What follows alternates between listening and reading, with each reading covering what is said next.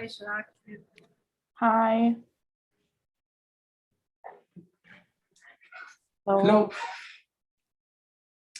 We are already on YouTube, so Okay.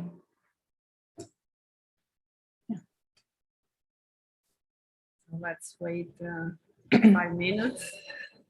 All right.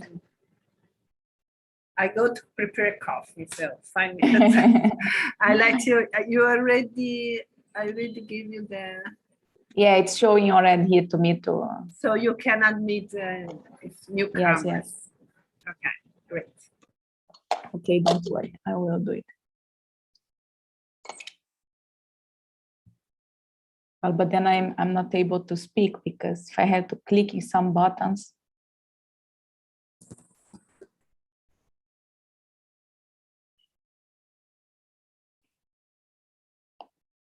Okay. So welcome everyone.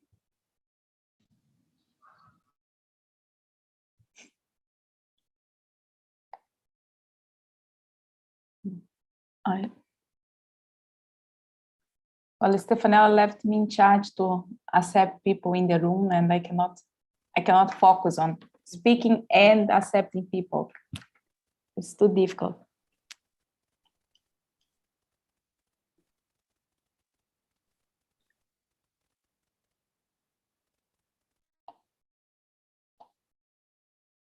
Yeah. Okay.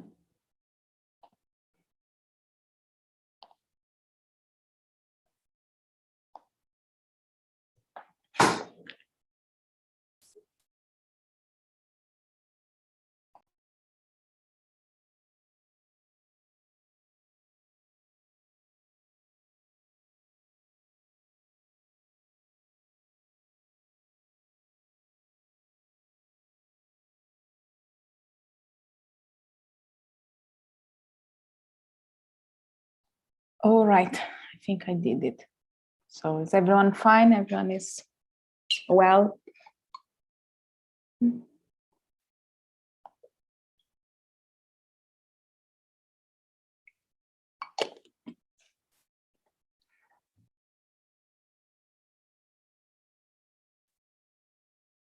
Sure.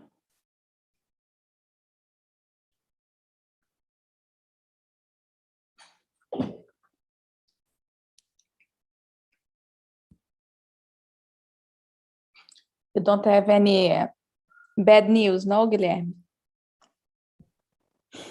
No, not today. Okay. Fortunately. Okay, no bad news. The good news could be that the semester is getting to an end right now, I believe, like next week. What? Sorry, I couldn't understand. The semester is like already ending, right? It's like next week yeah. or so. I believe I'm gonna have my last exam to hand in. That's it. And then it's like 2-week vacation. Maybe the best 2 weeks of this year. I promise myself that. Okay. Yeah, for who is not Brazilian, it's winter here. Now we soon have winter vacation. So, okay. And yeah, for 2 weeks. Well, for the postgrad students, for the undergrad students, it's still the semester continues. Yeah, up until October, I guess. Right. Yeah, to the end of the October.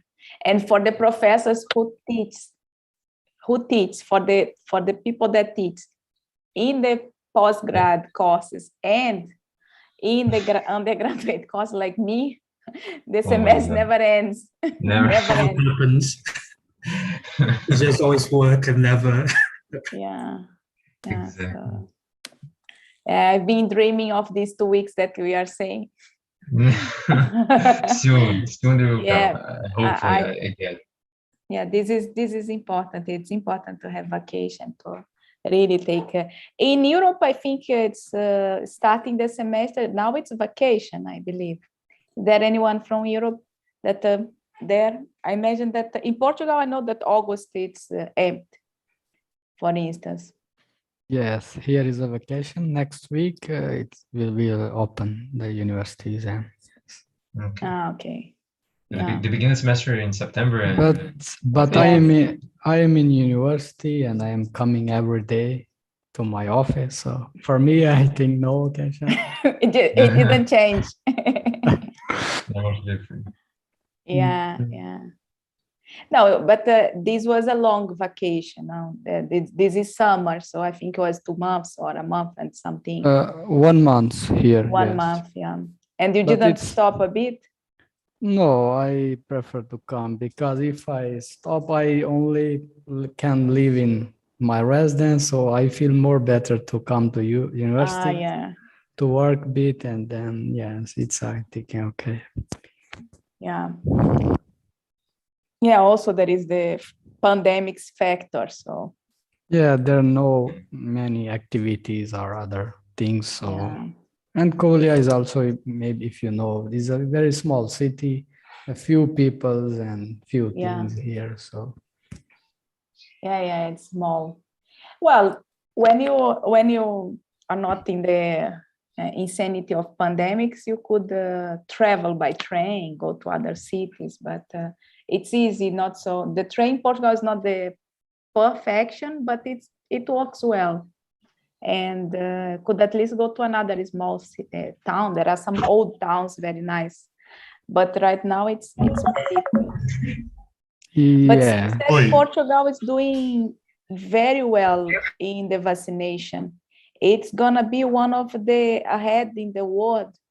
I see that it went very, because they have vaccine, like in Europe there is vaccine, but also people want to take, people are willing to take. And Yeah, that's here gonna be, people's yes, everybody's ready and everybody yes wants vaccine. yeah, it's I've been seeing the curve of the increase in the vaccination in Portugal and start to pass everyone. It's going very fast. So I hope it works well. I plan to visit Portugal and well, as soon as they open, because I have collaborators and I'm planning to visit as soon as they make it open again to Brazilians, which is not right now, but Okay. it's gonna be Okay. a good Great. country to visit. I think they will be out of the crisis first. Yeah. Yeah. Well, we are waiting for who not arrived now. We are waiting for Stefanella that went to, she was in need of a coffee. So she was preparing a coffee. So welcome everyone back.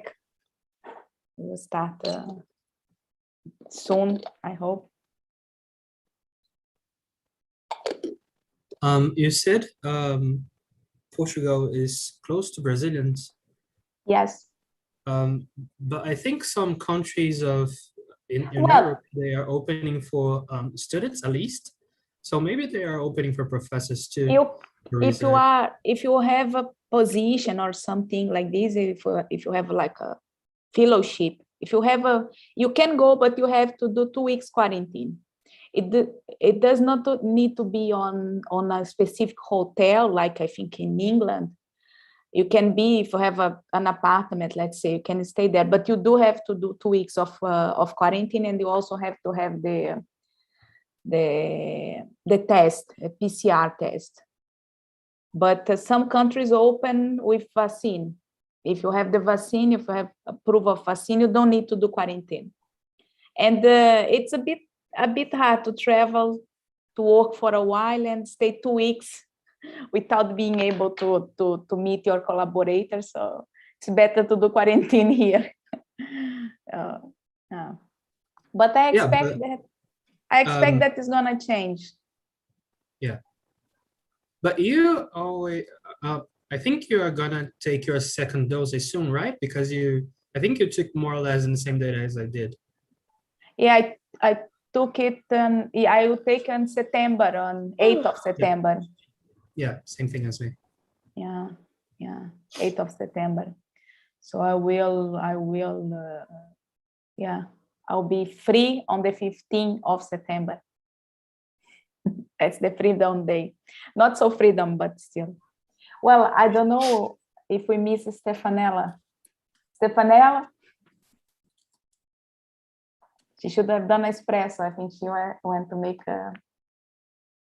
one of these. She went to Starbucks and she asked something very complex and difficult to make. Yeah. Well, for people, welcome. Everyone is there. I feel strange with not seeing everyone, and it's a bit. Yeah. Well, I see Vitor, Guilherme, Jéssica.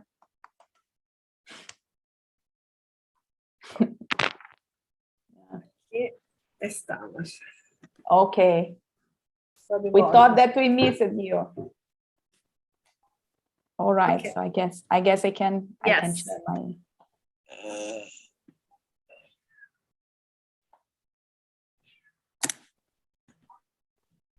All right. Yes, thank you very much, Marvin. So I'll, 1 second.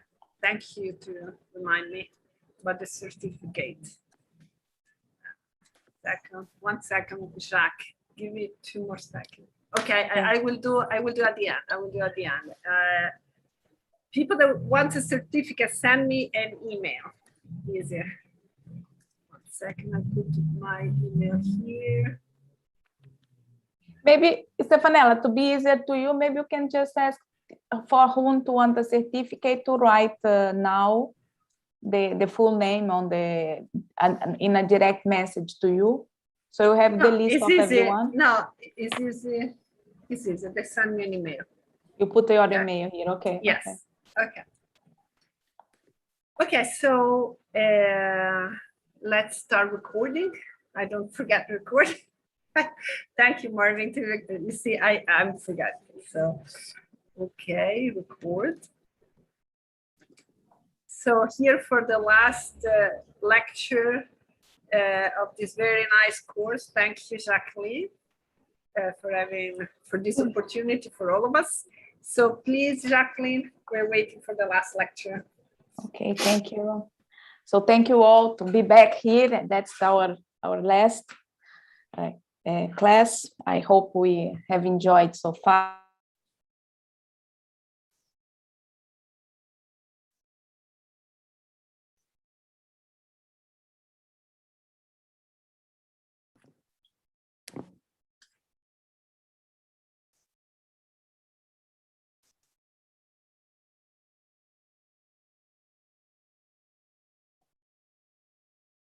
Jacqueline?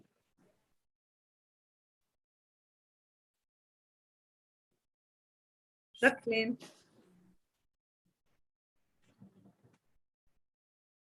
Some technical problem. Jacqueline?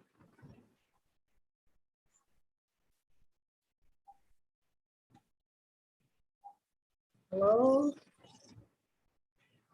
We lost Jacqueline. I think we lost Jacqueline. Yeah, maybe. Guilherme, I'm going to put you also co-host because you remember one time also my internet collapsed. So it's good that someone is co-host. So Zoom persists if some of the co-host is still there. So let's wait for Jacqueline. I'm sorry. Here it is. I don't know what happened. My internet dropped. Am I here? Can you hear me? Yes, Okay. we can hear. Okay. It's saying that my internet is unstable, but can you hear me fine now? Yes. Yeah. Okay. So let's go back.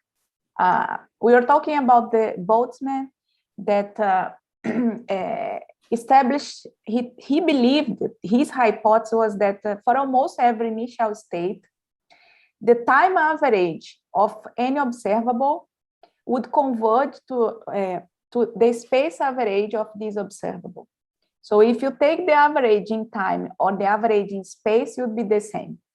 So I already told you, spoiling in the first lecture, that this is not true. The hypothesis was showing to not be true in general.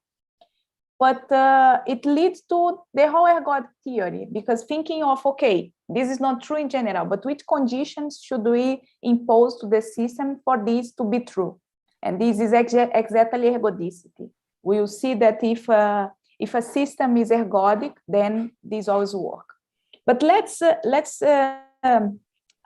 understand a bit better these hypotheses.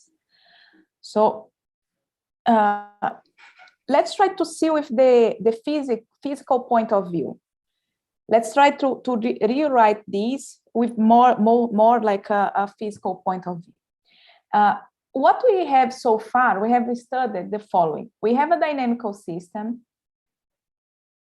We have a dynamical system, which is a map acting on some space M. Our map, okay, you have your space, you have a point X, and then you apply the map to this, and then you obtain another point in this space, because your map is acting here. You obtain another point. This point is the time evolution of this X. So you have X, and then you apply, you have Fx, and then you apply again, you have F composed to Fx, which we call F2x, and so on, Fnx. All right, so that's what we understand. So let's keep this, and now let's look at in another point of view. So our space is the phase space of a physical system. You can think that it's a box with some particle of gas inside. So the points in the space are the particles. And then you introduce another element, which is an observable. In physics, that's very important, because the observable, it's what you can measure it empirically.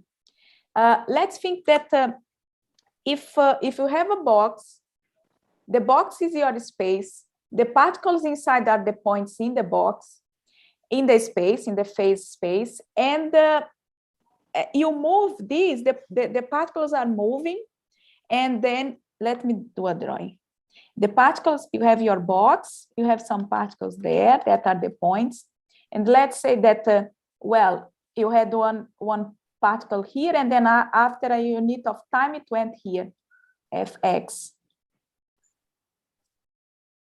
But you could think to measure the speed for which this particle went to this other. There is a okay, it stopped the interference. So this particle went to this other particle, okay, but you could try to measure the speed that it went. So this is your observable. It's some measurement that we'll do, but the observable is not a map, it's not a dynamical system. The observable is simply a function. So it considers a point inside of your space and attributes to it, associates to it a number. Now, what you are thinking is the following. Your space have the points, but each point has can be given a different weight. Think about that you have a bag of coins and you throw it on the table. So you have the coins are your point on your space, but each coin has a value. One is $1.50, a quarter of a dollar. So each coin has a different weight for this. And let's say that your observable would give you the value of each coin. So the coins are the points, but the value of the coin is given by the observable. So the importance here is that the image is on R. So you are giving a value for it. So in general, you want to study the aught of the points. So you have X, have Fx, and Fnx. But now each point have a weight different, given by this observable that you fix. And instead of looking for X, Fx, Fn of X, you look for phi of X, this is gonna be a number, phi of Fx, this is gonna be another number, and phi of Fnx. So, but these now are numbers. So you could add them and then divide by n, take the average. So let me see, I think I wrote. So in general, to measure a physical quantity, you can do this. You can do repeatedly measurement in time. What does it mean? You consider x, and then you take the measurement of x. What the measurement of x? It's phi of x. And then you consider fx. And then you take the measurement of fx. The measurement of fx is only phi of fx. This is a number. This is a number. This is a number. This is not a point in the space anymore. It are numbers, real numbers. Then you can simply add them. So you look at your orbit to the time n, 0 to n, and then n minus 1 to have any numbers, n minus 1. And then you add all of them because they are numbers, and then you can divide by n. This is the average. Well, so this is exactly what is written here. You evaluate your orbit through the function phi in the observable phi, and then you add all of them, and then you divide it by n. This is the time average that Boltzmann's meant. What he expected was that in the limit, when you take the limit, when n goes to infinity of the time average, this should be the space average. But the space average is exactly the integral. So what his hypothesis says is precisely this. You have a phi that is integrable, n observable, it's a function, we call it, it's m to r. You have a measure that is invariant. In physics, existence of an invariant measure is equivalent to the system to be in equilibrium. So for an equilibrium system, you have an invariant measure. So you have your system in equilibrium, so you have an invariant measure. So the time average asymptotically converges to the space average. But this is not true. If we just consider invariant measure, this is not true. For an invariant measure, you cannot say this. But this is true if we consider ergodic measures. For ergodic measures, this limit, it's precisely the integral, and that's what the statement of Birkhoff's theorem that we will see soon. Okay, so before we see this more general statement, let's focus and try to understand the dynamic point of view of it, because our idea is the following: we want to understand orbits. We want to understand what happened with give me a point. So look at the orbit of it, x, fx, f2x, and so on, fnx. What happened with this set? Where it accumulates or not, where it's visiting, which sets are visiting. So that's what we want to understand. And with this former statement, it's hard to think of the orbits. But let's see what can you understand if we restrict a bit our interpretation. Okay, so fix a point x and consider a set that is measurable. So you have your space. Again, you are back to the map, measurable map, and an invariant measure. Okay, so choose a set inside of this, any set that you can measure, E. What do you want to do? You want to check how many times fix a natural n. From 0 to n minus 1, you have any times. So how many, what's the fraction of this time, 0 to n minus 1? How many times this point x enter in the set E? So how do you compute it? You have a point x here. It may be outside of E, but then enters in E, and then goes out, and then stays out, and then enters again, and then you go up to n minus 1. Okay, enters again. So for this x that I chose, it enters 3 times. If I did n equals to 10, it enters 3 times in this set. So how do you compute this in general? You do the following. Well, you look at the cardinality of the set for between 0 and n minus 1, such that the fj of x belongs to E. So what we are doing, okay, between 0 and n minus 1, you enters in E a few times. Let's say k, but then you divide by n, because this is going to be the fraction of the time n that you enter inside of E. So for each point, you can write this number. Fine. Well, we want to rewrite this using functions. So we will introduce an observable to rewrite this number using a function. So think of the characteristic function. The characteristic function simply gives image 1 or 0. You fix a set, the characteristic function on this set is 1. If the point that you are applying the function belongs to the set, and it's 0 if it doesn't belong. Okay, for points inside of E, the image of the characteristic is 1. If for points outside of E, the image of the characteristic is 0. So you can rewrite this number. This number is precisely the fraction of time between 0 and n that the point x visit the set E. Okay, so can you write the following way? Well, instead of writing as a cardinality of a set, you can write as a sum of functions. You can write this as an average of observables. We call that an average of observables was 1 over n sum phi fj x j between 0 and n minus 1. So you write exactly like this, but with the phi being the characteristic function. Well, let's check. The characteristic function of fjx gives 1 if fjx belongs to E, or 0 if it doesn't belong. So in the sum, you add 1 if the point is there in the E, and you don't add anything if the point is not. So if you varies j, you have all the sum. So you have exactly the cardinality of this set. It's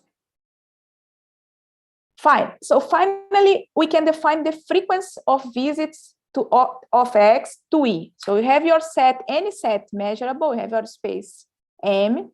You choose any set of that is measurable. I'm not saying that they are positive measure. I just say that I can measure it.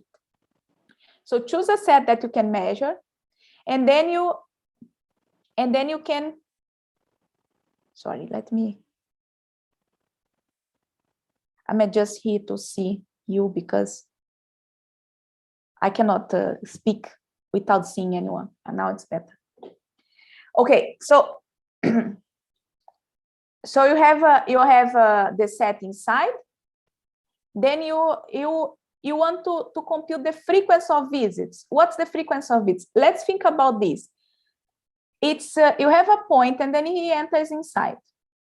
So recall a bit the Ponca recurrence theorem that we saw in the second lecture, or first, maybe first. Yeah, first lecture. We had what Ponca here says: if the measure of a set is positive for an invariant measure, so almost every point enters in this set infinitely many times. It says that it enters infinitely many times, but it could be that it enters once and then it spends a lot of time outside, a lot of time, but a lot, and then enters again, and then it spends a lot of time again inside, and then enters again. What do you want to know with this number, the frequency of visits? It's how frequent a point visits a set. How is the frequency that they visit? Because it could be that this frequency is very small. It is still you visit infinitely many times, but it's too small. Imagine that your mother lives 100 of years, and if you visit her every 6 months in 100 of years, it's a lot of visits. But still, every 6 months, your mother is going to be very upset if you think that the frequency is not good enough. So to understand the frequency, it's important. So let's study a bit this frequency. So the difference of understand this frequency for the Ponca theorem is this. We have a much more precise way for defining the visits. So again, we are trying to understand the orbs. We cannot say precisely for each orb what it's going to do, but we are having some information. Through the measure, we will have some information. Okay. So in the end, our frequency is simply the limit of these averages. So the limit of these averages of observables for any specific observable, which is the characteristic. Well, this limit may not exist. There are cases where this limit does not exist. But when does it does exist, we know the following, that the frequency of visits of a point to a set is equal to the frequency of each point in the orbit. Well, we just proved that it's equal to the visit to the image of it. So if a point and its image has the same frequency to the set. Well, by Ponca here, we know that it's going to be infinitely many times.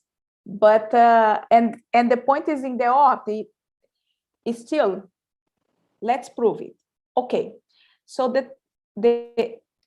we have to prove that the frequency of visits of fx to e is equal to the frequency of visits of x to e.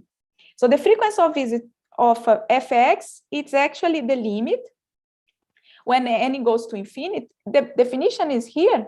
You take 1 over n, characteristic j0 to n minus 1, but then you have fj, and instead of x, you put fx. Well, this is going to give you fj plus 1. You can here write this. It's just here write. And instead of put j plus 1, you can start j by 1 and goes up to n. And here write this fx. Okay? So that's the frequency to fx. All right. But this is actually, you can write like this, the limit of n going to infinity, 1 over n, the sum j. Let's write 0 to n minus 1, the characteristic fj x, fine. But this starts in 1. So I add 0 here. So I subtract 0. I put 1 over n, characteristic. When j is 0, you have f0 with x. Gives you x. Fine. You also stop in n minus 1, and before you had n. So you have to add the n when j is equal to n. So to add, I'll write like this, minus, and 1 over n is already there. I put characteristic of e when j is equal to n, you would have fn x. Okay.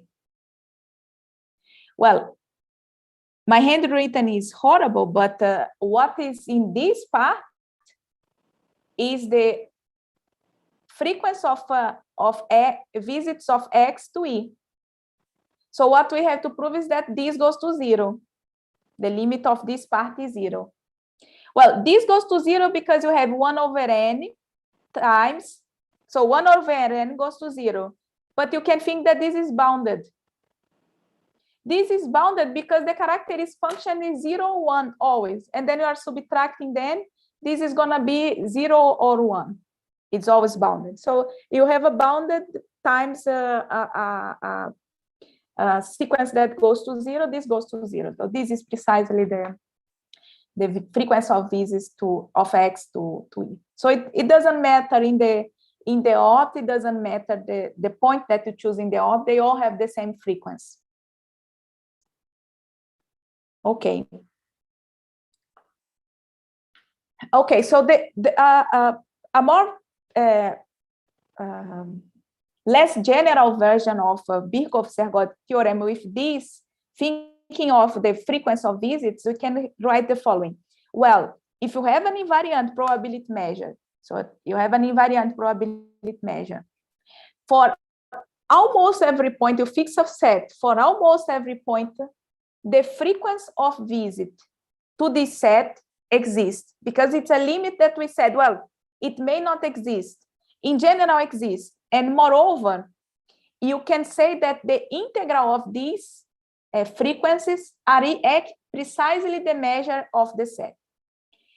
This is not good enough. What we want is that, well, for almost every point,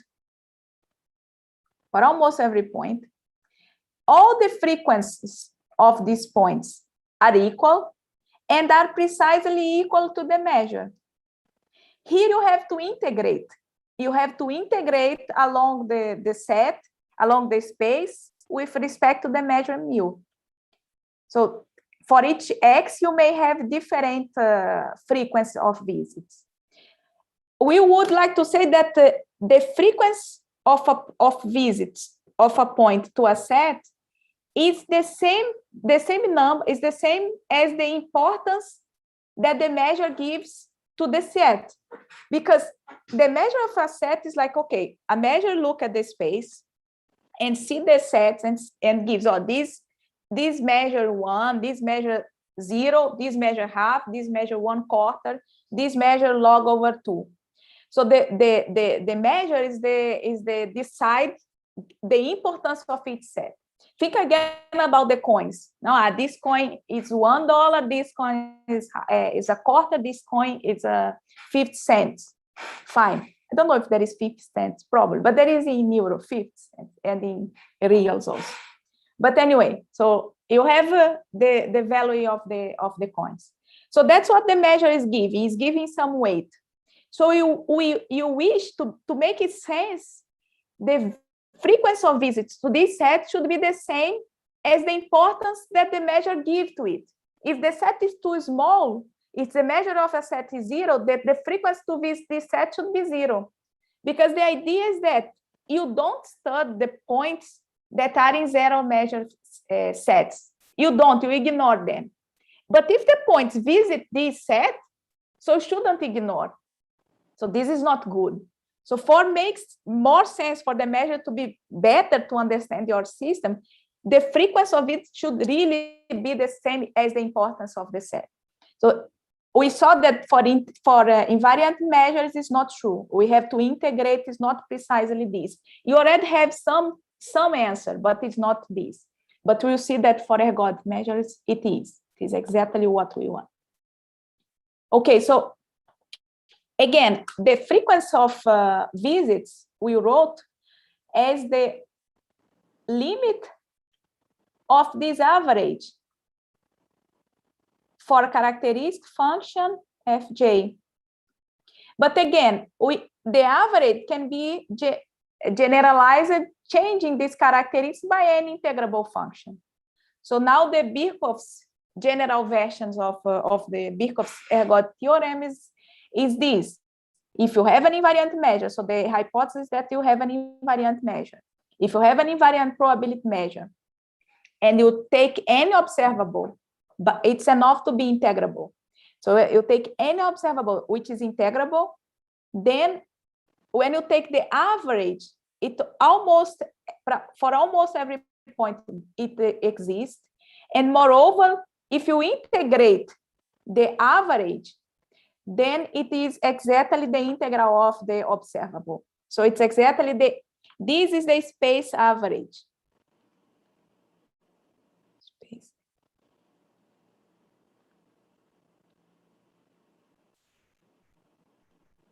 We call the phi tilde, this is the time average. You'd like that the time average of this observable was equal to the space average. It's not. It is its integral, the integral of the time average, it's equal to the space average. You would like to throw away this integral. Well, for invariant measures, you cannot.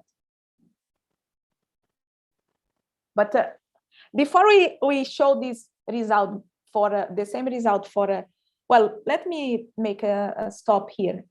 This is a very strong result.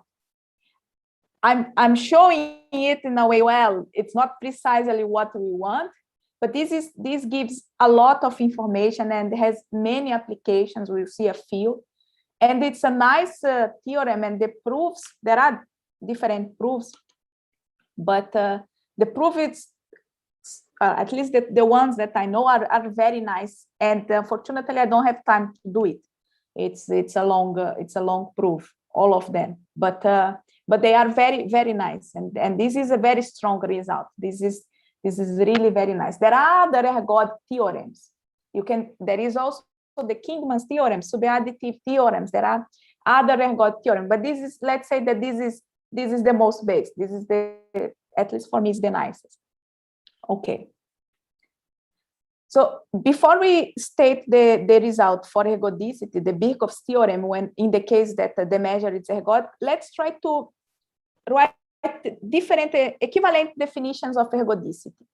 Because I think Assad asked me last lecture about this, and well, this is important to talk, especially we have to make the connection between the Boltzmann hypothesis with the ergodicity that we have. So let's recall that an invariant set is the set that the preimage is equal to the set. So take the preimage, this is equal to the set. When the map is invertible, recall that it is equivalent to be image of a set equals to the set. Then a probability is ergodic if for all invariant sets, there is only, you cannot, I wrote this wrong. Sorry. This is not this. I don't know why I wrote it. It's ergodic if the measure of all invariant sets either is 0 or 1. It's precisely the opposite. Okay, it's precisely the opposite if there is no invariant sets for which that happens. So it's either 0 or 1. You cannot decompose your system. But now we need to relate to that Boltzmann hypothesis that it's about average time and average space average. So let's introduce the concept of an invariant function. So a function is said to be invariant if when you compose with the map, so the map it's defined on M. So you apply the map, it goes to M, and then you can compose with psi. So if you compose with the map, it's equal to the function. It doesn't change. It means that along orbits of the points, the function gives the same value. Remember, we are saying, take phi and look at the orbit and average. To do the average, you look at the orbit of a point x, fx, fn minus 1x, and then you take the measurement using your observable, it's your function, you apply phi, and then you add it. And then you divide it by n. That's the average in time. This is a number. Okay, if your function is invariant, when you apply psi, all of these are going to be equal. So what you would have, it's going to be n psi x, let's say the first one that you apply, and then it's precisely psi s. So if you have an invariant function, the average in time is actually the function applied on a point. Okay. I don't think I need to, yeah. So what we can state is the following. It's equivalent for a measure to be ergodic if all the measurable sets, the frequency of visit of a point to the set is precisely the measure of the set for almost every point. So you fix a set, choose a set, consider the frequency of a point to this set. This is precisely the measure of a set for almost every point in the space, in the whole space. Okay, so it means that there is a set. When I say almost every point, I think I mentioned this many times, but maybe it's good to comment this, that it means that there exists another set containing M with measure 1 for which these hold, the proposition hold for all the points in this set of measure one. That's what means that something holds almost every point. There is another set inside that has full measure one, the maximum is one, we are considering probabilities, then it holds for all the points inside of this set. Fine. And the last equivalence is that with functions now. So first you have an equivalence with the frequency of points, and now you have an equivalence with invariant functions.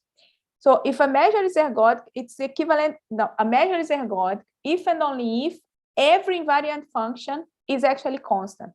Well, constant almost everywhere. It means that it's constant for a set that has full measure.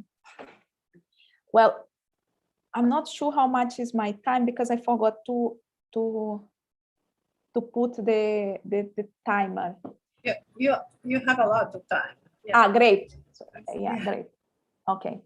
So let me. No, I still have many things, but at this point, I would decide if I do the proof of this proposition or not. And I should have put my time, but I forgot. Okay. So I'll try to give some ideas at least of the proof of this proposition. You still have half an hour, so it's okay. I think I dropped. Okay. You can still hear me well. Do you hear me well? Okay, thank you. So the proposition is the following. It's the equivalent definitions for ergodicity. So we have that the measure is ergodic if and only if the frequency of a visit to a point, to any set, is the measure of the set for almost every point. And I'm just rewriting informally here so we remember what we have to prove. And for every function which is invariant, then this function is constant almost everywhere. Okay. So what we'll do is the following. I don't know why I wrote like this, but I will prove 2 implies 1. Then I'll prove 1 implies 3. Then I'll prove it needs to be closed now. Then I'll prove 3 implies 2. Okay. So then it's fine. Now 2 implies 1, 1 implies 3, 3 implies 2, then it's fine. So let's start by 2 implies 1. So we need to prove that if these hold, if the time average, if the frequency of points that visit is equal to the measure of the set for almost every point, then the measure is ergodic. Well, to prove that the measure is ergodic, you have to prove that for every invariant set, either the measure is 0 or 1. So let's take A, an invariant set. I need to prove that the measure of this set is 0 or 1. Well, if it's invariant, it means that the preimage of this set is exactly the set. But it means that it implies that if a point is in a set, well, it is in this set if and only if the image is also in this set. So a point is in a set if and only if the image is also in the set. So if a point in this is in an invariant set, all the opt is in the invariant set, and it holds the opposite also. If a point, any point in the opt is in the set, so the whole opt is in the set. For an invariant set, this is invariant by the beginning. Okay, so it means that the frequency of a point, take a point on M, it may not be in A. If the point is in A, what's the frequency of visits to A? Well, if the point started in A, the image is going to be in A, the other image is going to be A, so it is going to be in A forever. So if the point's in A, the frequency of visit to A, it's 1. Is the whole, because remember, the frequency you divide by N. So it's the fraction of time, so you are dividing by N. So at fixing N, it means that up to N you visit every single time, and then you divide by N, it's 1. The whole time you visit this set. Well, here it's because the set is invariant. That's the hypothesis. Fine. And if the point is not in A, so then the frequency of visit is 0. Because if the point is not in A, so none of the points, if it's not in A, none of the points is going to be in A, none of the points in the orbit. So the whole orbit is going to be outside of A. So it's never going to visit A. So the frequency has to be 0. It's never going to enter in A. So there is only two possibilities, or the frequency is 1 or the frequency is 0. But the frequency for each point, we are supposing that the 2 holds. We want to suppose 2 and prove 1. So by 2, the frequency is precisely the measure. So the frequency can be just 1 or 0, so the measure can be just 1 or 0.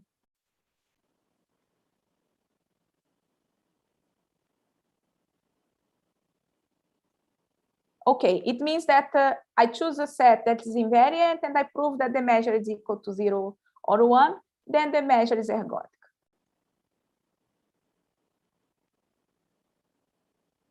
Okay? Well, now we need to prove that if it's ergodic, then every invariant function is actually constant. Every invariant function is actually constant. So let's prove this. So it's E1 implies 3. So if me is ergodic, then for each invariant function, it's constant almost everywhere.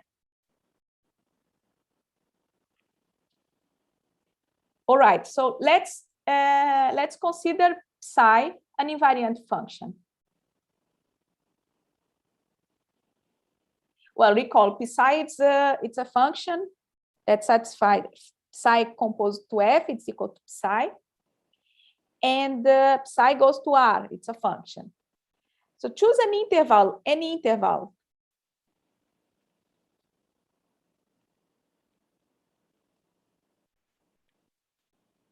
So if you consider the set A to be the pre-image of this interval by psi, so A is invariant as a set. So there are the same words appearing 3 times. There is invariant of three different things. The invariance of the measure, which means that the measure of the pre-image is equal to the set. The invariance of a set, which means that the pre-image of a set is equal to itself. And the invariance of a function, which means that when you compose with f, this is equal to the function. Okay? All of them are related to not change when you apply the function in some way. Okay. So if you have an invariant function, you always can create invariant sets. Just take the pre-image of intervals. But why is it? Well, this is invariant. To be invariant, I have to prove that the pre-image of A is equal to A. But the pre-image of this set is the pre-image of the pre-image by F of this A is the pre-image of the pre-image by psi. Well, but this, you recall, you do pre-image, you can write like this, psi composed to F, the pre-image of it applied to I. Well, but psi composed to F, it's precisely psi, because psi is invariant. So you have psi minus 1 by the invariance of psi of I. This is actually A. So the pre-image of A is actually A. So for every interval, the pre-image of it is actually an invariant set. Well, but every invariant set has measured either 1 or 0.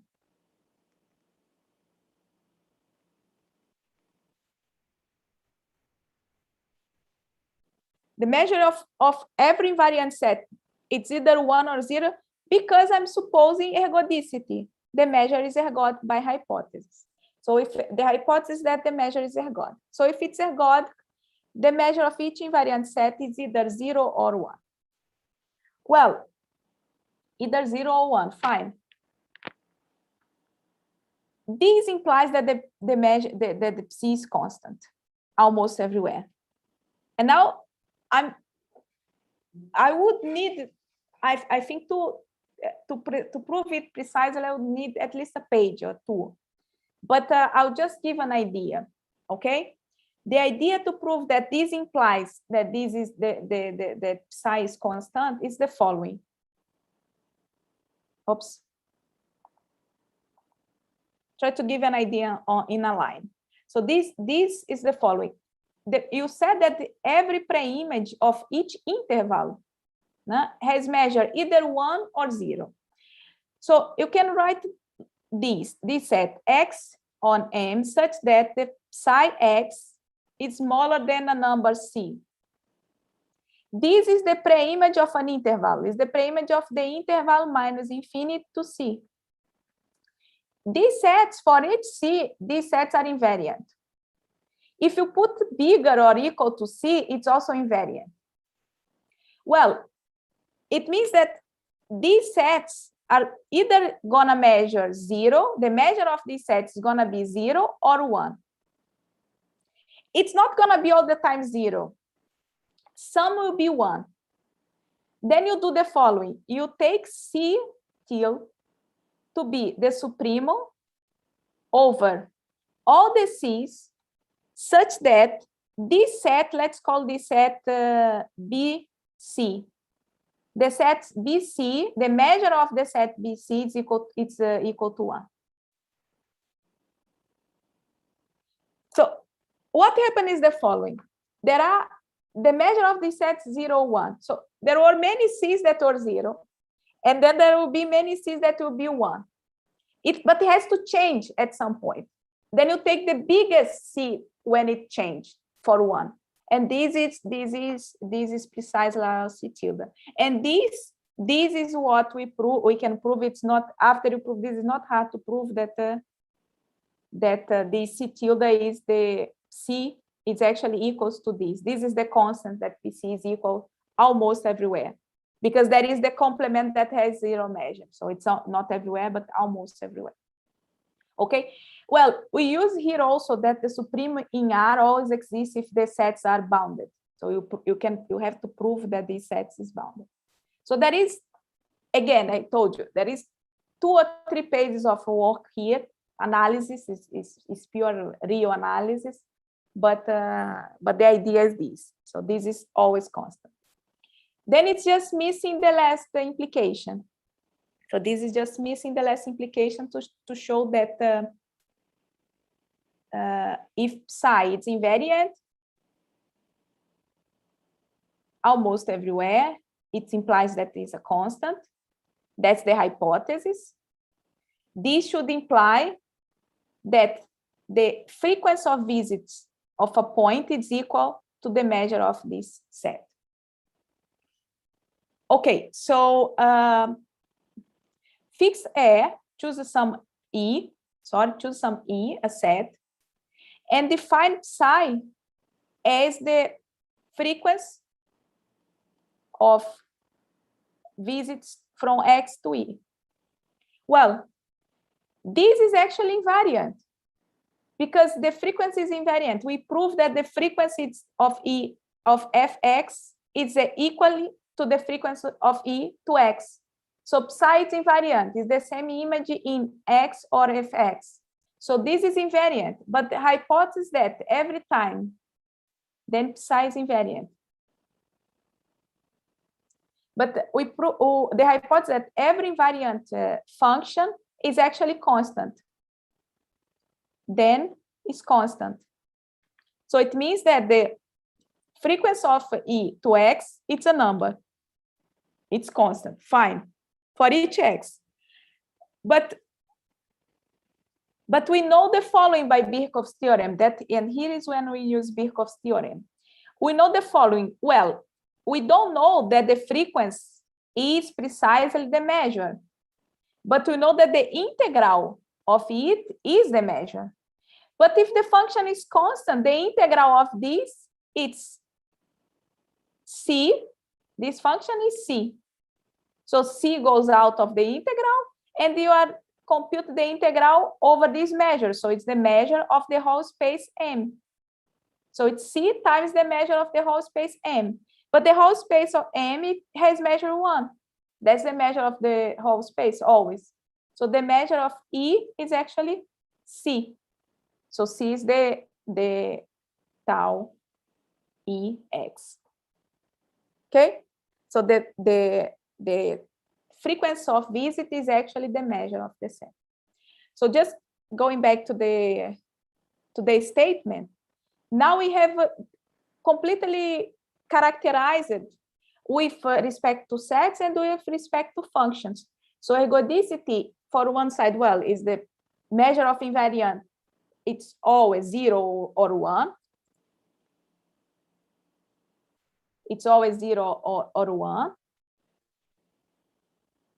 By 2, it's actually to say that the frequency of visits is exactly the measure of the set. So we can say it's precisely the measure of the set, the frequency.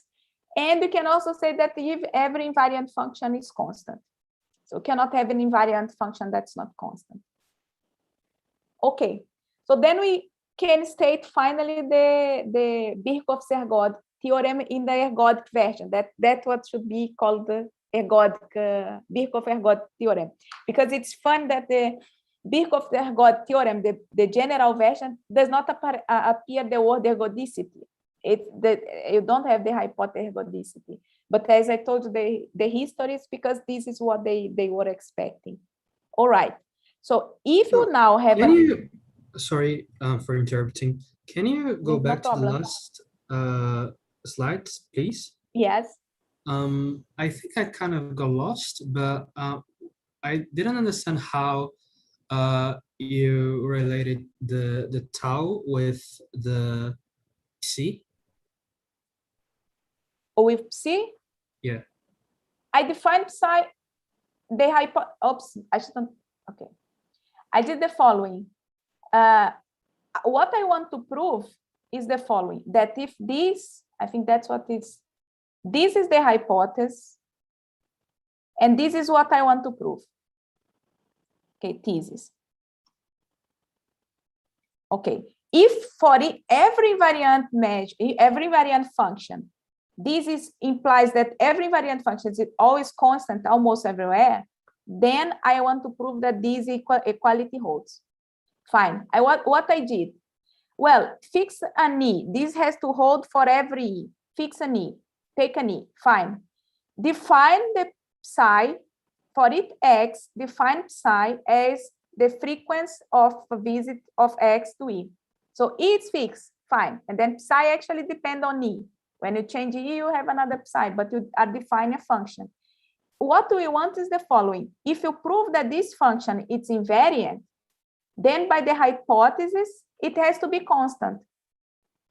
But this is invariant by the way that you defined, because this is actually tau of E fx, which means that this is equal to, you define by psi of fx. It implies that psi is equal to psi composed with f, which means invariance. And then by hypothesis, this has to be constant. So psi has to be equal to a constant almost everywhere. Then, well, if psi is equal to a constant, you define psi with the frequency. So the frequency is a constant. Okay? You use the hypothesis. You just define the psi as the frequency. All right. All right, so this is the ergodic version, and this says what Boltzmann were expecting, that the time average, which is this, it's equal to the space average for each observable which is integrable. An observable is just a function. I mean, map, you act from one space to the same space, and a function you act on R. The image is on R. So the time average and the space average, they are equal almost everywhere. This is actually, now that if you have the result of the general version of Bowen, it's very easy to prove. Actually, the idea is similar to what I just did. I'll give you some idea, at least to give one proof of Birkhoff. No, that is a bit of a cheating, because Birkhoff's theorem is quite hard to prove, but I'll prove this ergodic version. Well, using the Birkhoff's theorem. So by Birkhoff, we have that almost every point, almost every point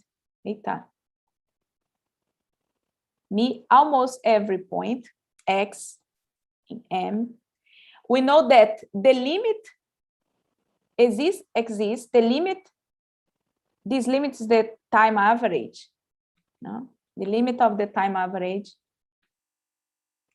theta. So on, phi fjx, I'll call it exists, so I'll give a number, a name for it. I'll call it f tilde x. For it x, I call it this as asymptotic average, the f tilde x. This always exists. And moreover, Birkhoff also says that this average, well, it's invariant. It's not hard to prove because it's just a change here on the J, on variables, a change of variables. So this implies that phi tilde is invariant. Okay, so almost every point we define this function, which is the asymptotic average in time, and this is invariant. Well, just put here x in the place of s replaced by fx, and then you can rearrange and this take the limit. It's the same computation that we did before. Fine, this is invariant. But if mu is ergodic now, mu is not invariant only, it's also ergodic, it's stronger. We just proved that, well, mu is ergodic. Every time you have an invariant function, it has to be constant almost everywhere. By the proposition that we just proved, it's equivalent of the ergodicity. So if this function is invariant, then it's constant almost everywhere. So for almost every point, this is constant. Well, but Birkhoff's theorem also says that this, when you integrate this average with respect to mu, this is precisely the integral of the map. Well, yes, not of the map, of the function, sorry. This is precisely the integral of your observable. Well, but this now is constant.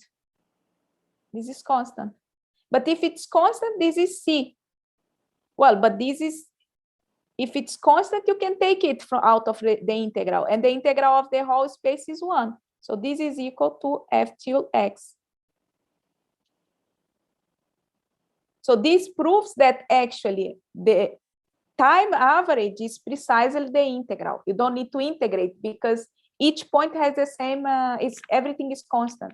So since the time average is constant, you have the result of Birkhoff. This is just because ergodicity, what we use here is that ergodicity is equivalent to every invariant function has to be constant. There is no other way. When you have ergodicity, every invariant function has to be constant almost everywhere. This is quite strong because you are thinking of including a probability measure that has some property, and this property forces to every function that you define on your space. If it's invariant with your map, it means that when you compose with your map, it doesn't change, it's equal to the function. So this has to be constant. There is no invariant functions that are not constant. So it has to be constant. It's strong. So this ergodicity brings is really strong properties for your dynamical system. And from different point of views, you could think of functions, you could think of sets. So there are many ways that you can approach the definition of ergodicity and bring some other results. So let's try to revisit some of our examples that we saw already and try to see some nice applications.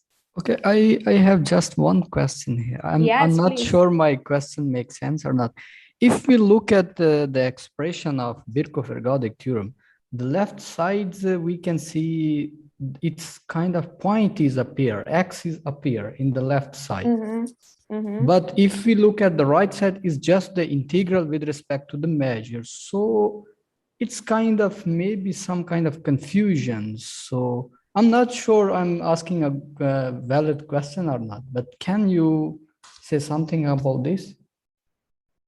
Well, this is the Birkhoff-Ergodic theorem pointwise. Let's say like this.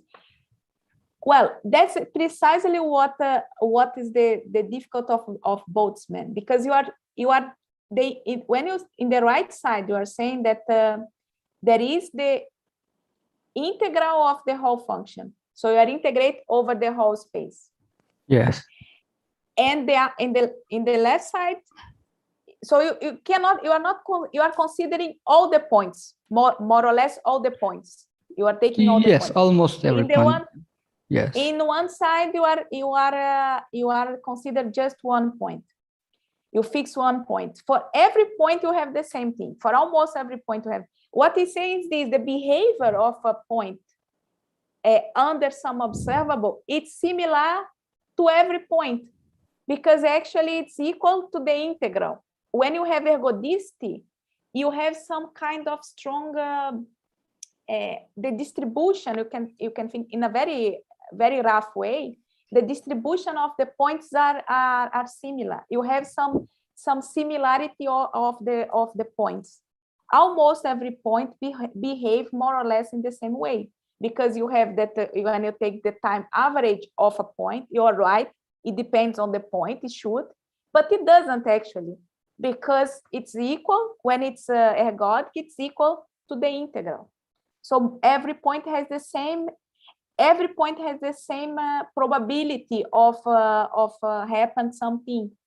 So, for instance, if you choose a point in a set, the measure is ergodic. If you choose a point, so almost every point has the same frequency of visits to a set.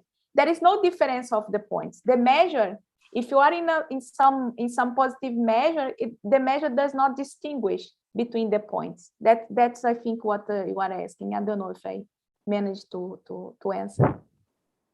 Okay, thank you. Yeah, I guess that's actually the care of the Boltzmann hypothesis. What he wanted is this, that there is no distinguish between points.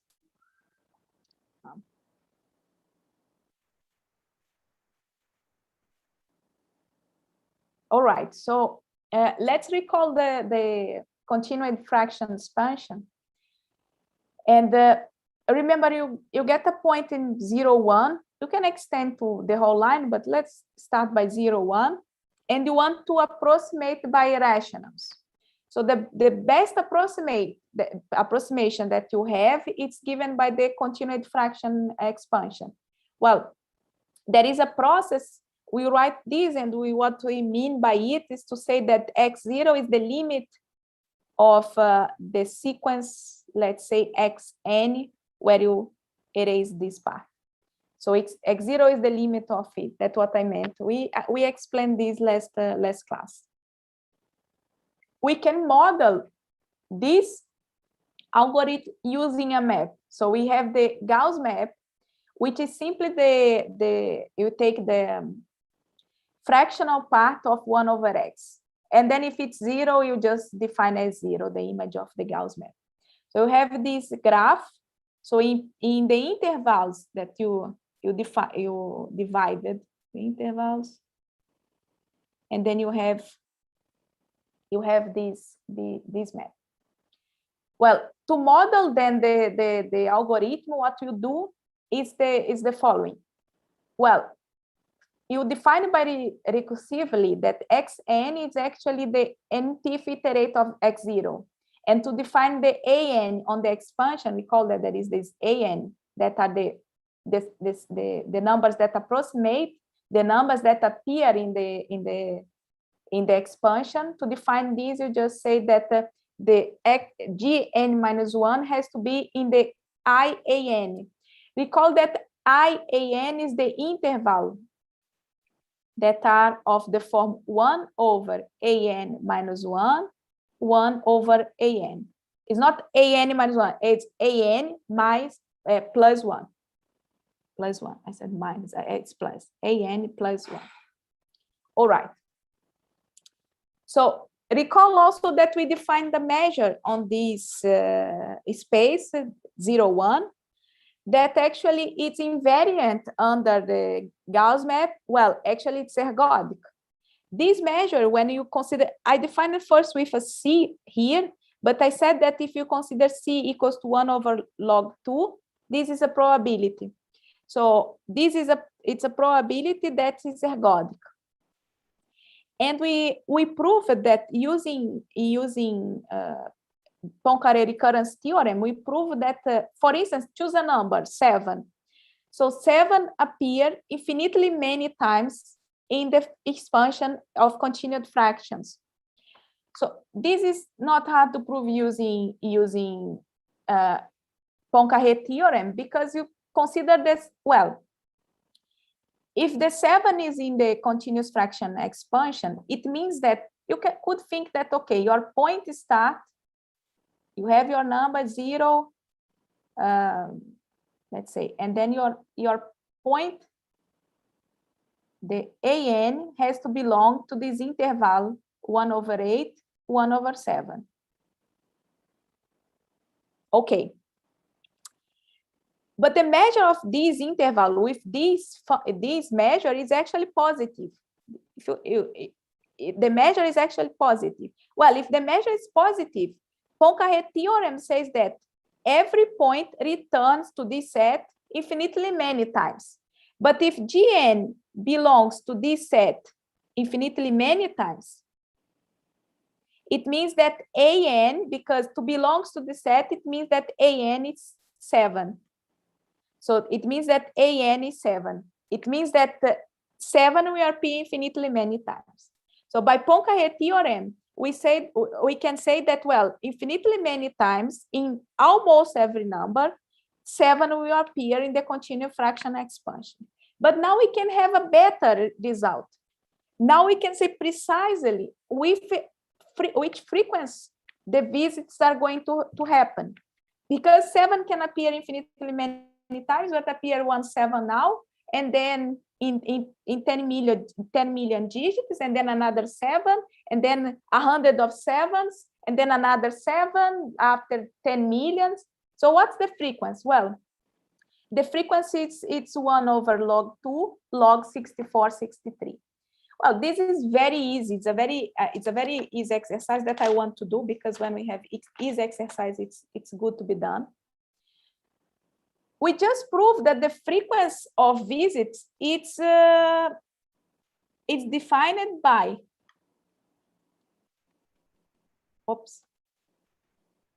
just prove that let's say, let me rephrase. It's too easy, and then I got confused. So we want to prove that the frequency is this nice number. Fine. To prove the frequency of 7s to appear is this nice number, we know that we have to check the interval that is 1 over 7, 1 over 8. So what we want to do is the frequency of the visits of a point to this interval. Because every time that a point is going to get a 7, every time that visit is I, let's call I7. No? Because we defined AN as the Gn of x0, xn equals to Gn of x0. So if to get a 7, you have to visit this interval. So we want to actually compute the frequency of visits to this interval. That's what is going to give out the frequency of 7s. Well, the frequency of visit is actually the measure of the set.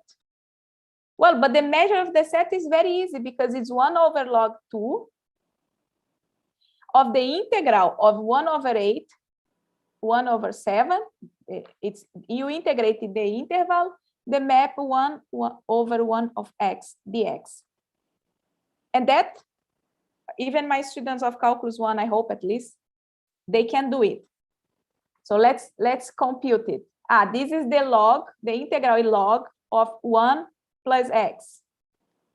And we apply it 1 over 8 to 1 over 7. So this gives you 1 log 2 log 1 plus 1 over 7, it gives you 8 over 7 minus log of 1 plus 1 over 8 gives you 9 over 8.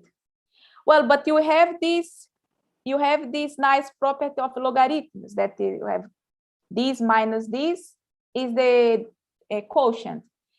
Then you have the quotient of 8 over 7 divided by 9 over 8. So you have 8 times 8 and 7 times 9, and then gives you precisely 1 log 2 times log 8 times 8 is 64, and 7 times 9 is 63. If I didn't do any wrong computation, so that's it. So then we can precisely compute. And if you do any other digit, choose another digit now, well, you see that you get the same thing, no?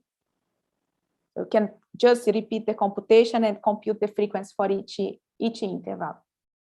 Okay, so this is a quite nice and simple example that after Birkhoffs have done all the work, we can prove it. Think about how we'll do the proof.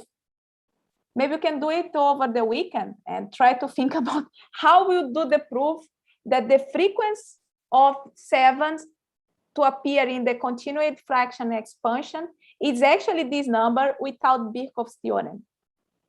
I imagine that if you're not so expert in number theory, you probably appreciate Birkhoff during the weekend if you try to do this exercise. Okay, so I'm almost done. I'm afraid that I'm taking over my time, but just to finish some examples, it's quite quick now. So recall the decimal expansion. So the decimal expansion map, it's simply the fractional part of the 10 times x. So this is ergodic under Lebesgue. We saw that Lebesgue is ergodic for it. And then I told you last class that, well, there are numbers that are balanced and there are numbers that are not balanced. A number is balanced if every digit appears with the same frequency of 1 over 10. Well, most of the numbers actually are balanced. So the universe is balanced. Most of the numbers are balanced because the Lebesgue measure of the set of numbers that are not balanced is 0. Well, I was going to prove it, but I don't have time. So then I leave this as an exercise for you. It's nice exercise. You just have to I'll give you one idea. It's just to think that you have to, the set that you have to measure, you have to consider the frequency to a set, no? The frequency to a set. And this frequency, you have ergodicity, this frequency is the measure. And now it's Lebesgue measure, which is the length of the interval, if it's an interval. So the set that you want to measure, it's actually the interval j over 10, j plus 1 over 10. So the probability of appear at j is the measure of this interval j over 10, j plus 1 over 10. Then you do it between 0 and 9, j varying between 0 and 9. You get a full measure set for each j, and then you intersect these, is going to be a full measure set for the whole space. So with Birkhoff's theorem, this is a simple proposition. But again, this is nice because most of the points are actually balanced. Most of the numbers have a balance. We know that, I imagine that pi, it's not proven, but I imagine that pi is not balanced. This is just a guess. There is no proof to it. But I think that should not be balanced, but most of the points are balanced. I don't know, you can guess different. If you have another guess, you can tell me. Okay. just to finish, this is the last example. Recall the circle rotations and recall that you have a circle, you just rotate it clockwise with the angle alpha. And Lebesgue measure is invariant for it. Lebesgue measure on the circle is just the length of the arc divided by 2 pi.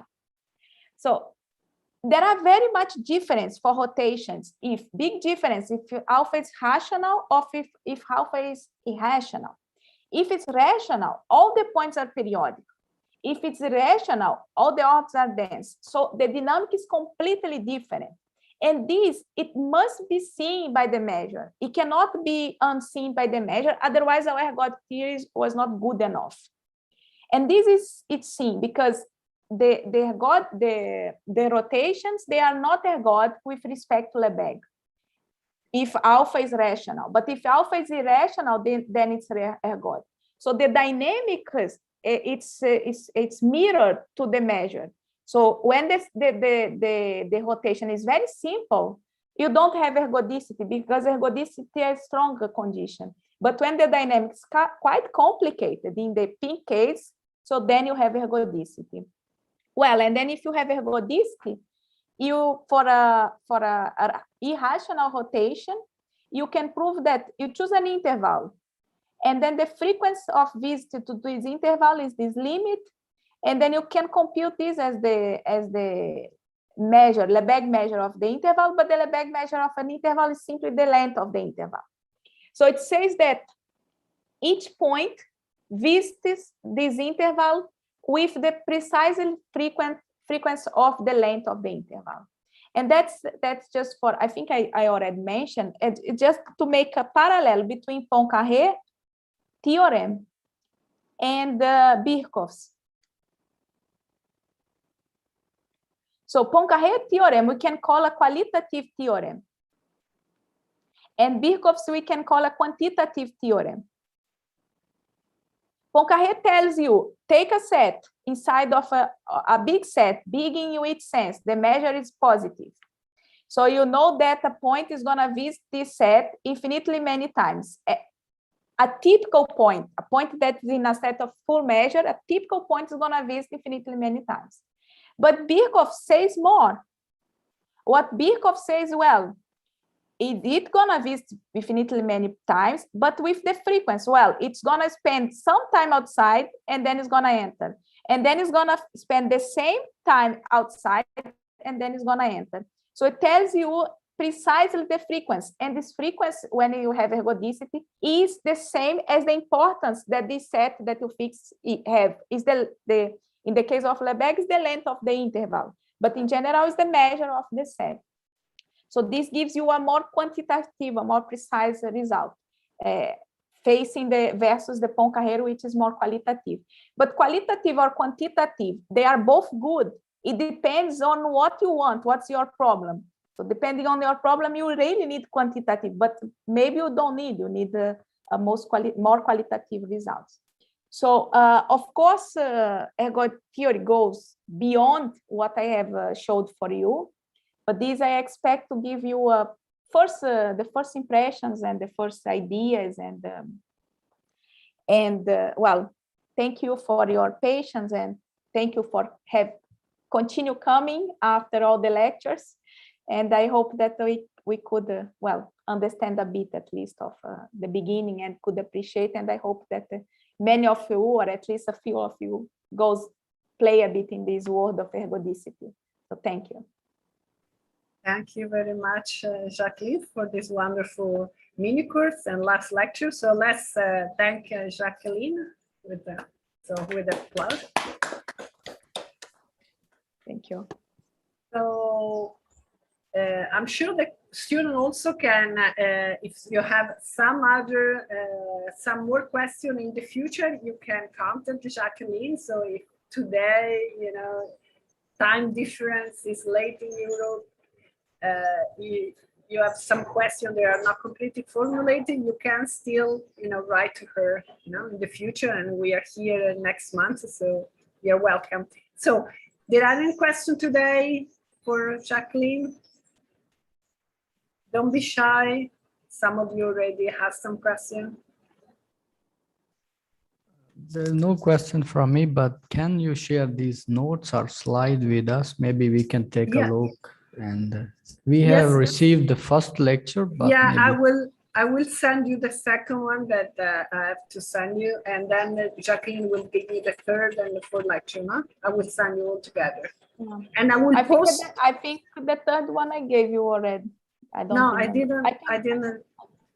Yeah, and I will post in the website. Okay, so I will send you, Okay. but I will post in the website. Okay, Yeah, thank you. I'll try to the proofs that I wrote on, because I sent to Stefanella on the PDF. But if I have a bit of time over the weekend, I'll try to write on a bit nicer on the proofs that I made and then put together with the slides. Yeah. So this is to make people a bit more less shy to ask questions. I'm sharing with you a picture of Rio. That picture I took from the I forgot how to say bondinho. It's not tramway. It's a how call it, Stefanella, the bondinho? No, this is a telepheric. The telepheric is yes. So I took it from there, and that's the sugar loaf. The sugar loaf. Yeah, on top of the sugar loaf in Rio. So it's not so nice because it's a picture taken by my camera, so it's not so, but I think you can see a bit of the beauty of we have a campus actually precisely here. Let me make, I think this one it's a bit more here actually. Yeah, but this is this is our a part of our campus also, and I live around here in Copacabana. Stefanella lives a bit more beyond the wall, beyond the yes. Yes, so I hope to give a taste for everyone that is outside of the country to